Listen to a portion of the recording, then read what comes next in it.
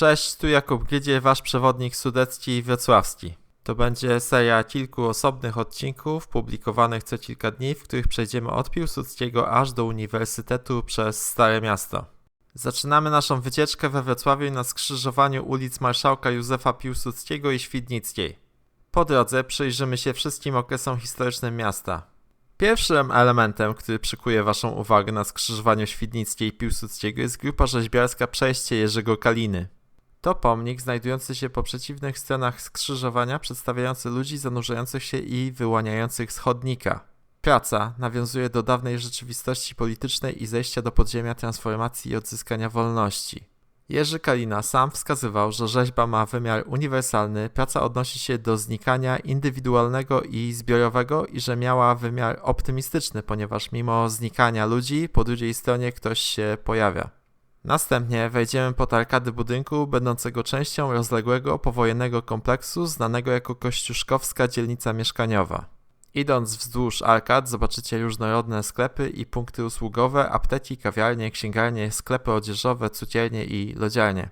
Znajduje się tu także Dolnośląska Organizacja Turystyczna, w której można dowiedzieć się wielu ciekawych rzeczy o możliwościach turystycznych regionu. Zachęcam do odwiedzenia tego miejsca, można pobrać bezpłatne ulotki i mapy, a także porozmawiać z pracownikami o atrakcjach Dolnego Śląska, w tym mniej znanych miejscach wartych odwiedzenia. Po przeciwnej stronie ulicy, na ścianie kamienicy, znajdziecie tablicę informacyjną o Kościuszkowskiej dzielnicy mieszkaniowej i dacie jej powstania razem ze zdjęciem z budowy, która miała miejsce dekadę po wojnie. Po przejściu przez arkady dotrzemy do placu Tadeusza Kościuszki. Plac ma kształt kwadratu i podzielony jest na 4 części z wewnętrznym rondem i pierścieniem drogowym wokół. Na 4 częściach znajdują się krzewy i drzewa ozdobne. Zieleń jest przecięta pieszymi ścieżkami, ciągami komunikacyjnymi pod kątem 45 stopni. Z roślin zobaczycie tutaj cisy pospolite, jałowiec pospolity, żywotnik zachodni, śliwy wiśniowe, forsycje pośrednie, lipy drobnolistne, kasztanowiec zwyczajny, miłożąby dwuklapowe, bluszcz pospolity, sosny amerykańskie. Tamaryszek drobnokwiatowy. Bruk na placu wyłożony jest różnymi typami skał. Granitem strzegomskim i granitem strzelińskim, bazaltami, granodiorytem z kopalni Kośmin i wapieniem muszlowym. Na placu zobaczycie unikalny, dobrze znany mieszkańcom budynek zwany Okrąglakiem. Kiosk powstał w tym miejscu jeszcze w latach 30. XX wieku. Mimo zaciekłych walk w 1945 roku i ogromnych zniszczeń spowodowanych przez artylerię na obszarze Starego Miasta, kiosk na placu cudem przetrwał. Kiedyś można było tu kupić prasę, zapalniczki, cygara, papierosy i różne drobiazgi, a obecnie mieści się tu kawiarnia Etno, w której można wypić kawę i zjeść kanapkę, bagietkę lub ciastko. Warto dokładnie przyjrzeć się budynkom na placu. Za każdym razem, gdy zatrzymacie się i spojrzycie dłużej, dostrzeżecie coś nowego, czego wcześniej nie zauważyliście. Zazwyczaj bowiem przechodzimy obok nich szybko, nie zwracając uwagi na detale. Zobaczycie tu m.in. dawny budynek banku drezdeńskiego, Dresden Bank z początku XX wieku, wybudowany w 1913 roku. Budynek ocalał wojnę nienaruszony, a dzisiaj warto zwrócić uwagę na ozdobne detale jego elewacji.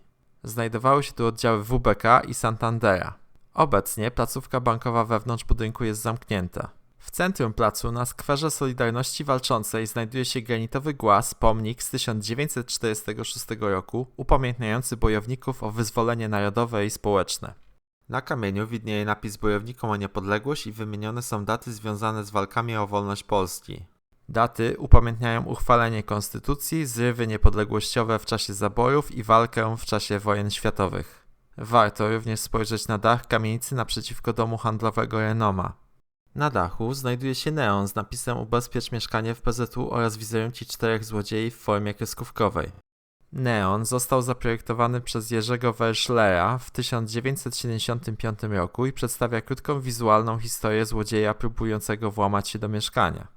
Kolejne sylwetki złodzieja nocą zapalają się po sobie, tworząc efekt poklatkowego ruchu i prostej historyjki. Jest to jeden z najbardziej rozpoznawalnych wrocławskich neonów z okresu PRL-u, stanowiący przykład charakterystycznej estetyki reklamy świetlnej tamtych czasów. A przed nami widać okazały budynek dawnej berlińskiej firmy handlowej Wertheim, wykonany w konstrukcji stalowej szkieletowej i wybudowany w latach 1927-1929. Był to jeden z najbardziej spektakularnych domów handlowych ówczesnej Europy.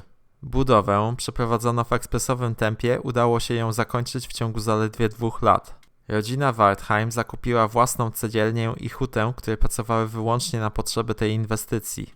Budynek słynie z dekoracji elewacji, znajdują się tam rzeźby portretowe przedstawiające ludzi i nacje z całego świata, symbolizujące różnorodność towarów dostępnych w centrum handlowych, sprowadzanych z najdalszych zakątków globu. Budynek został częściowo zniszczony podczas ostrzału i pożaru w trakcie natarcia Armii Czerwonej, ale po wojnie zdecydowano się go odbudować.